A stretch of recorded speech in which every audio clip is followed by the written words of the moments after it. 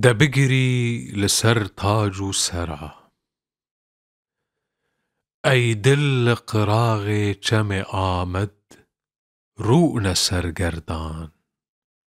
رنچاوین خوک تماشاک ولات کردان لباجار آمد چکاندن چند سیپی بوان ودالقان دین جندی زازان لآلیکی تاجو طیلسان بخودینا لآلیکی کولوسن کوج کتنا بنلنگان جبریکا خو دستمالک درخ و چاوین خو پاقشک جوان هسترن خو وکتاب باران دستن خو لبرگه خو دین و گه بدیره لدنگ آختی کو دبیجی هر بجی کردستان ده بگری بدنگ خو ایزیستم بکه گازی ایامد تا کنگ بجی تو بوان کلو دردان وقت خوین خوارن آگری و درسم و ساسون تو وقت دل جارن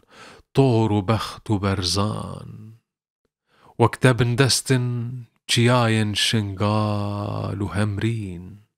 وقت رشگر دای سفین و گرد سیوان ده بگری و بناله ای شار آمد ای خوین خوار ده بگری لسر تاج و سرا و تخت مروان آخ برانو از نخوشم نخوش ولات خو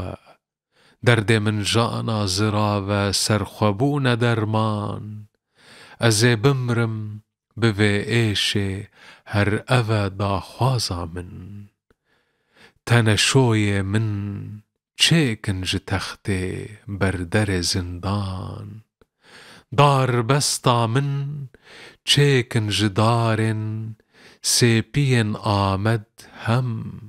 قرقر من چیکن جطیلسان و شال و شدان دخوازم من بشون با آوا دجلیا آمد هم جبر گلاوه لمن برشینن هسترن کچو بوکان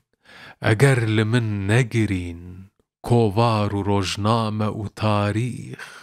بلال سر من بگرین چند دل شاه و پریشان ما کیوه نبیجی صد خوزی ما بدل جگر خوین کو از لگورستانا آمد جارک ببم میوان